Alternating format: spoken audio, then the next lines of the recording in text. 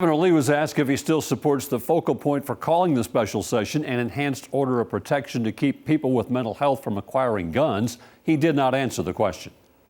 Public safety is something that matters to every Tennessean, and it is a matter of urgency. That's why I believe that we should have a special session. That's why I called it, because this is something that is urgent, and we should not wait for others to solve the challenges that this nation is facing of trafficking, human trafficking, drug trafficking, violent crime. We can't wait to address those issues. We can't wait for someone else to address them. So I believe we should be addressing them, and we will be in this special session. I've worked together with lawmakers all summer long. Our goal is to get something accomplished. He urged lawmakers to just do something. We need to do something for Tennesseans. There are so many, we all agree, all Tennesseans agree. We want our kids to be safe, we want our communities to be safe, we want our streets to be safe.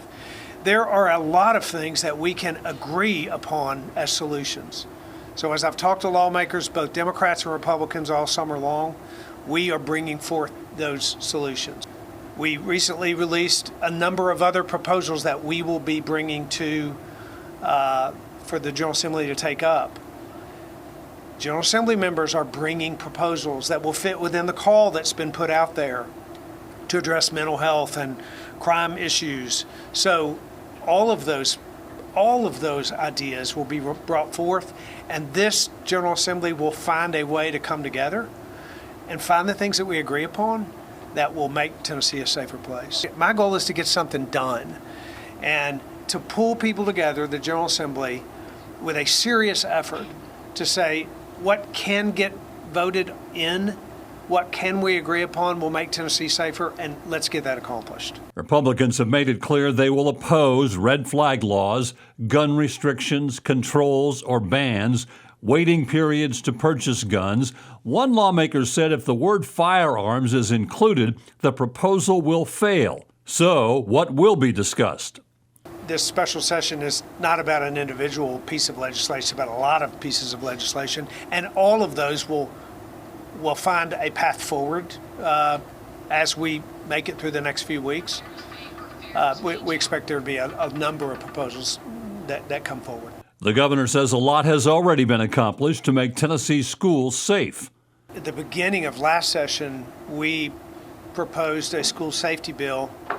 We added to that school safety bill after the incident in Nashville and had a remarkably bipartisan effort, almost a unanimous effort from the General Assembly to pass a relatively sweeping school safety bill that will provide funding for a student resource officer in every single public school in this state, including funding for private schools to do the same.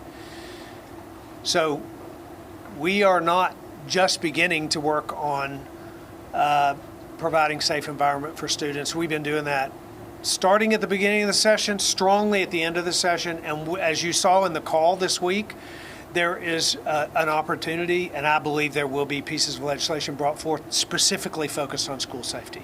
The main topic on the special session on public safety will not involve guns, but rather mental health. Mental health is at the top of the list, and mental health resources and the ability to provide more services for mental health treatment to make sure that people that are in mental health crisis, that we don't have bad outcomes as a result of that. So that legislation you referenced is in the call, along with, I think there were 15 different subject items that are available for members to file bills relating to those issues. It's pretty broad sweeping. There will be a push to harden the approach to juvenile crime. Juvenile crime, the sentencing associated with juvenile crime, and how we can make improvements there. I think in the city of Memphis, we have juvenile crime that is a serious issue, and people in Memphis understand that. They recognize it. What we have done is crafted a call that says, bring your ideas on how we can more effectively address juvenile crime in this state, but specifically, as it relates to Memphis. So blended sentences is a part of a strategy that should be talked about in this session for how juvenile crime can be addressed. The governor was asked about Republican opposition to gun regulations and pressure from his own party not to convene this special session. The pressure I feel is the safety of Tennesseans. That I'm under pressure to provide an environment for Tennesseans that's safe. I feel pressure to make certain that our schools are safer, that the streets of Memphis are safer, that the highways across Tennessee, rural communities are safer. That's the pressure that I feel. That's the responsibility that I feel. And I generally believe that most of the folks in this state feel that responsibility and want to respond to that. That's why we're having a special session, because Tennesseans want us to weigh into and lean into ways to work together to keep our kids safe, to keep our streets safe, to keep our communities safe. We do know there will be no discussion or change to Tennessee's open carry law. It's not a part of, it won't be a part of this special session, and I've been supportive of that effort. I don't believe that when we begin to talk about how to fight crime that we do so by restricting law-abiding citizens. That permitless carry is a piece of legislation that is responsive to law-abiding citizens. It applies to people who follow the law. It's not. This is about crime and about how it is that we alleviate crime, and that's why it's not included in this session.